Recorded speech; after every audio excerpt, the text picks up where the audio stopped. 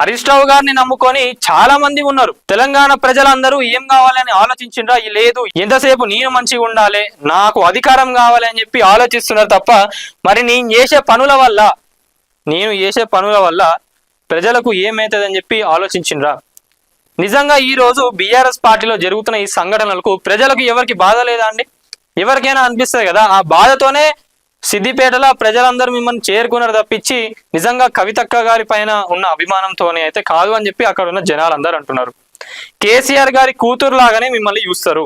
Even ఎవరికి ఉండేది వాళ్ళకు ఉంటుంది. హరీష్ రావు గారికి ఉండేది హరీష్ రావు గారికి ఉంటుంది, కేటీఆర్ గారికి ఉండేది కేటీఆర్ గారికి ఉంటుంది, మీకుండేది కూడా మీకు ఉంటుంది. కానీ ఇక్కడ కేటీఆర్ గారికి కవితక్క గారికి చూసుకుంటే ఇంకొకటి ప్లస్ పాయింట్ ఏంటంటే కేసీఆర్ గారి కూతురు కేసీఆర్ గారి కొడుకు అనేది కూడా ఒకటి ఉంటుంది. ఇది ఒకటి గుర్తుపెట్టుకోండి. సో ఈ ఎపిసోడ్ లో మనం మొత్తం చూసుకున్నట్లయితే హరీష్ రావు గారు కేటీఆర్ గారికి సపోర్ట్ ఇస్తే కేసీఆర్ తర్వాత కేటీఆర్ గారు, కేటీఆర్ తర్వాత మళ్ళా హిమాంశు గారే అధికారంలోకి వచ్చే ఆస్కారం ఉంటుంది.